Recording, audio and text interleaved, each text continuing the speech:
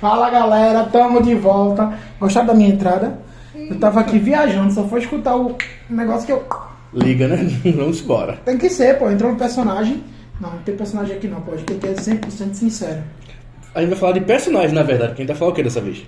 De X-Men. O último vídeo nós tivemos a participação do Ciclope, né? Do Ciclope da Shopee, mas não deixa de ser o Ciclope, né? Não vamos ter discriminação aqui não. Ela não tá mais lembrando do que a Marvel tava lembrando dele. Não vai dizer que é mentira. Galera, vamos lá, brincadeiras à parte, estamos aqui hoje para falar de X-Men 97.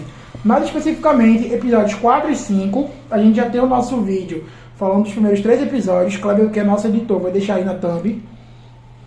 Na descrição, né, também. E, assim, saíram duas outras pérolas, né? 2 pérolas boas, episódio 4 e 5, com muita coisa. Um episódio focado no passado, né, de novo, né? Eles no Egito. Continuação direta. E o 5 é focado mais no Wolverine. E a gente vai falar dele já já. Vamos começar. Galera, na verdade, eu vou até fazer uma inversão aqui. Quer falar do Wolverine? Vamos falar... Não, vamos manter a ordem. Vamos manter a ordem. Porque, assim, é chocante também, porque o episódio 4 é...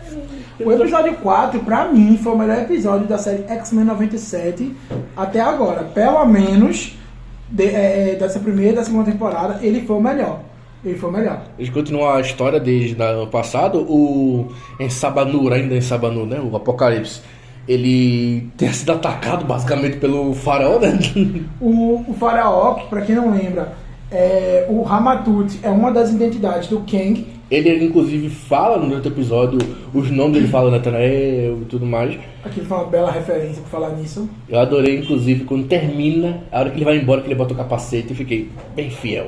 Aquilo ali, na verdade, teve até uma pequena mudança, porque, pra quem não sabe, o Kang, quando ele começa a dominar as linhas temporais, o Antigo Egito é a primeira que ele domina, então ele ainda não tem toda essa experiência, ele ainda não se chamava de Kang, ele ainda não tinha sido reconhecido como Nathaniel Richards.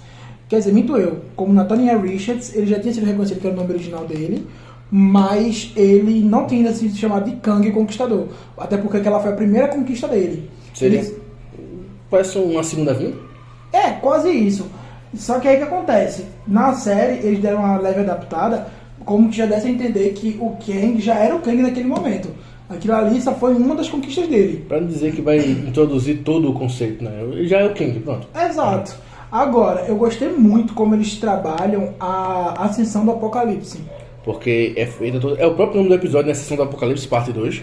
E assim, é interessante porque ele confia de novo no Charles, no Magneto, nos X-Men. E eles vão juntos até a pirâmide, né? Onde tá basicamente a nave dele. Que vai se tornar a futura nave dele, né? Vai se tornar a nave dele. E ele acaba, né, vendo o que ele vai se tornar e ele pensa, é o meu destino. E aí, galera, isso aqui é um ponto importante que a gente tem que explicar um pouco da lore. Porque o Apocalipse, ele foi o primeiro humano a despertar o Gene X. Ou seja, ele é o primeiro mutante. E qual é o ponto aqui? Pra quem não sabe, o poder dele, claro, além de ser um poder apelão de nível ômega, ele não usa apenas o poder dele. Aquele momento que ele entra naquela nave, ele meio que entra em contato com os Celestiais. Eles aparecem em toda a figura. Quem assistiu Eternos vai lembrar mais. E quem assistiu o próprio Guardião da Galáxia deve lembrar bastante dos Eternos. Pra quem não conhece, né? Óbvio. Se vê que assim, a adaptação mais fiel dos Celestiais foi ali nos Eternos. E aí, galera, quem são os Celestiais? Eles comparam. Os Celestiais, eles são uma raça multiversal, que eles vão de universo em universo, de mundo em mundo. E nisso eles fazem experimentos com as raças. Eles criam mundos, eles destroem mundos, raças e tudo mais. Então, quando eles vieram para a Terra, o que foi que eles fizeram? Eles pegaram os ancestrais dos humanos, que foram os primeiros seres, e de lá criaram 3 raças, que foi os humanos, como conhecemos, os Eternos e os Deviantes. Inclusive, essas últimas 2, elas têm uma guerra entre elas, mas a gente pode trazer isso em outro vídeo. Porque não é uma adaptação tão boa no filme do Eternos. É adaptada mesmo. É fraca. É só nos quadrinhos original, a questão dos Eternos e dos Deviantes e sua guerra em si, ela é bem mais rica. É bem mais rica. E aí, galera, onde é que entra os mutantes nessa equação? É o seguinte, os Celestiais vieram para a Terra 4 vezes. Em uma dessas vindas, eles colocaram nos humanos o chamado Gene X, que é o gene que no futuro, quando fosse despertado, iria dar origem aos mutantes. Porque é isso que os mutantes são. Eles não são nada mais do que humanos que chegaram no próximo estágio da evolução. Eles têm alguma coisa bloqueada dentro deles em si, e quando aflora, quando desperta, eles ganham mutações, então, né? Individualidade, né? Como chamaria em Boku no Hero. Individualidade também. E ou aprimorado com o próprio Semi, às vezes já usou, né? E aí o que Não é tão bom. acontece? Como os Celestiais têm essa ideia de evolução, eles querem ver a evolução. E só para deixar claro, a grandiosidade não é só dos humanos, não é só no planeta Terra, eles fazem isso por todo o multiverso. O universo é basicamente um laboratório, né? Eu acho que os Celestiais merecem um vídeo específico aqui no canal, mas pro futuro, se vocês quiserem, deixem aí nos É comentários. um assunto que gostamos muito, é um assunto muito rico. Eu queria muito que o próprio cinema explorasse um pouco mais, porque é uma coisa muito grande pra Marvel e tá um pouco, né? A gente pode até futuramente fazer um quadro destrinchando o universo Marvel. E aí, se vocês quiserem, a gente pode destrinchar vários outros universos de fantasia, mas podemos começar pela Marvel, que a gente tá focando mais hoje em dia. E assim, tá bem, ainda tá em alta, né? Apesar de tudo, ainda tá em alta. E agora com o trailer de Vingadores Doutor Destino é que tá explodindo mesmo. Inclusive, fique conosco, porque vamos falar sobre ele, tá? Mas beleza, galera. Continuando. O Apocalipse, ele justamente por ser o primeiro mutante, ele acaba encontrando aquela nave, que é a nave dos Celestiais, e acaba momentaneamente entrando em contato com eles, vendo o que seria o futuro dele, ao que ele está destinado. E aí, naquele momento que ele pega aquela armadura é uma armadura celestial, que os Celestiais deixaram preparados para ele, que é basicamente, vamos dizer assim, que ela é como se fosse o ponto zero da experiência dos Celestiais. Pra ele ter Pelo menos para os mutantes. Pra ver o que ele poderia se tornar. Ele é a própria ideia da evolução. O primeiro ser de uma nova raça. E por isso que ele é tão poderoso. Além da mutação dele já ser super apelona, ele tem acesso à tecnologia celestial. Inclusive aquela armadura torna ele muito mais apelão do que qualquer um. Se ele já era forte, ele fica mais forte agora. Ele já é um mutante nível ômega, que é um mutante capaz de destruir o mundo só pela mutação dele. Sim. Ele pega essa armadura, se coma ainda. Fica tão forte. O que justifica os poderes dele na famosa Era do Apocalipse, né? Exatamente. Ele tá sempre se fortalecendo. Ele é aquele tipo de vilão que derrotei hoje. Se não der fim nele, ele vai voltar mais poderoso. Cada vez ele volta mais forte. Por isso que na Era do Apocalipse é o ápice dele. E assim, justifica também o trabalho que os mutantes vão ter com ele. Porque assim, o Magneto, ele é um mutante nível ômega. Mas já foi provado o tanto de força com ele. E Não, o Magneto ele era nível alfa. Só que o poder dele evoluiu ao ponto dele chegar no ômega. Sim. É porque, galera, os níveis de mutantes são complicados, mas... Assim, quadrinho, né? Também é forte. Dando uma pequena contextualizada...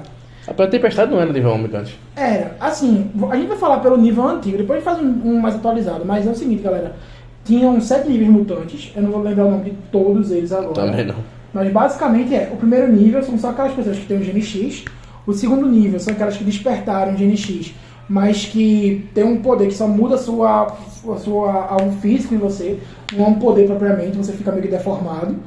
Tem o terceiro nível, que são aquelas pessoas que têm poderes muito comuns, tipo sorte, como a Dominant, pessoas que são mais inteligentes, pessoas que têm uma força acima do normal. Um pouquinho disso, talvez? Não. Não deve ter um pouco mais. Nível 4 é quando você já tem um poder tipo Wolverine, que é um poder forte, mas não é isso tudo, que no caso ali é as garras, é o fator de cura.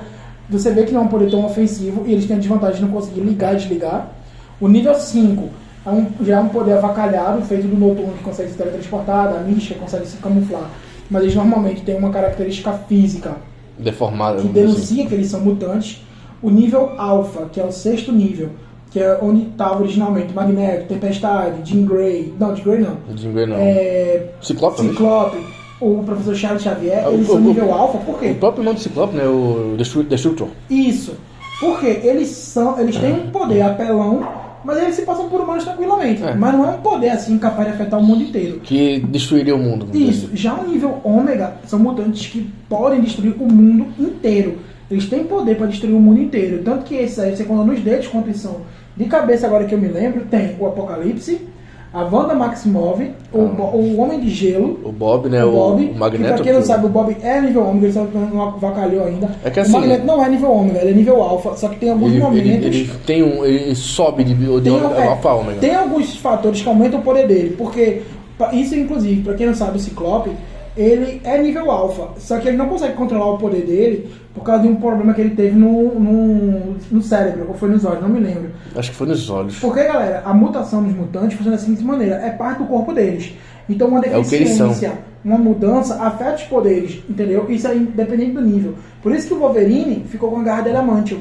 Porque foi uma mudança que fizeram no corpo dele. Fica nos ossos, então ele consegue. A própria. Já usaram até que o próprio Adamantium ajuda a refrear a mutação dele. Isso. Que ele fica como um animal, né? Vamos dizer assim. E aí, galera, por isso que o núcleo dos mutantes é tão interessante. Tem muita coisa pra ser trabalhada. Não é tão trabalhado quanto a gente queria. Você citou o próprio Bob. O Bob ele é muito. Ele não é escanteado, mas ele não foi tão bem trabalhado quanto deveria. Cara, ele é um dos heróis. Se botar um dos heróis com o nível de poder que ele tem, não vai ter ameaça. A própria Tempestade tem que ser nerfada toda hora. Sim, na verdade eu acho que essa animação tá até que respeitando Não, muito. essa animação não. Mas os outros projetos antigos, não só de filme, mas a animação também, eles deram deram uma freada nela.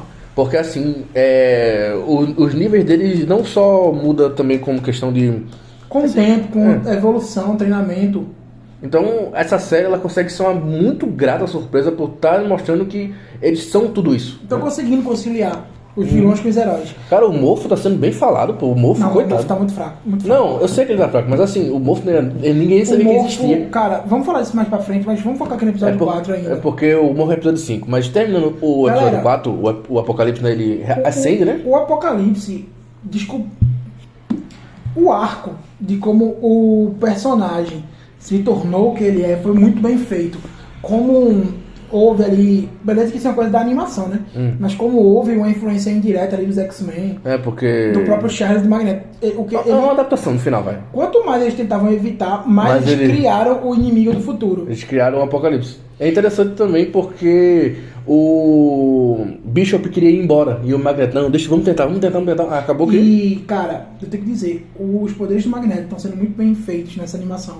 Porque ele é o mestre do magnetismo. Ele não apenas controla coisas de metal. Não é coisa só... O controle de metal não seria isso, não. Ele é um mestre do magnetismo. Tipo, aquela barreira que ele cria, a forma como ele usa pra voar, as ondas de que ele solta.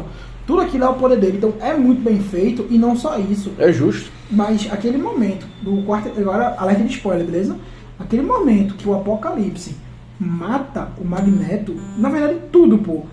O momento que você vê a amizade do professor e o Magneto, eles lutando juntos, o Magneto buscando a redenção, salvando ali o Egito do ataque do Apocalipse. E logo em seguida, quando o Apocalipse chega, que eu fiquei tipo, pô, velho, vai chegar alguém pra salvar eles. Que é uma final, né? Na série de herói. E o Apocalipse simplesmente chega, mata o Magneto. A sangue frio na frente do Charles. E ainda bota o pé na cara do Charles, diz que não vai esmagar ele, porque ele... É uma formiga. Não, é menos que uma formiga. Eu fiquei... Porra. Marvel, olha o que acontece quando você dá uma liberdade criativa pro Quando você não freia a galera, né? Cara, esse arco ficou muito bem feito. Foi emocionante. Foi bem assim. Feito. Você fica com medo do vilão da série. Na verdade, os vilões de X-Men 97 estão sendo muito bem trabalhados.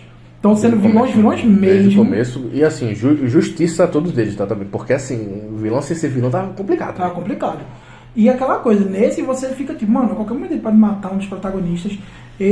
Como é que vai derrotar esse cara? Eu fiquei tipo, mano, eles não tiveram chance contra o Apocalipse lá em início de carreira. E agora que tá vindo o Apocalipse, da era do Apocalipse? O episódio, inclusive, acaba com uma cena extra. Tem uma cena extra do Wolverine encontrando o Capitão América e a Viúva, né? É uma cena pós-crédito. E aí é interessante que se conhece, é engraçado de novo que o Wolverine é bem baixinho, você não tem noção do quão baixinho ele é, né? O Wolverine é muito baixinho. E aí eles dão o Capitão dá um arquivo pra ele sobre o projeto Arma X, né? Enfim, galera, é isso. Essa aqui foi a nossa análise desses 2 episódios.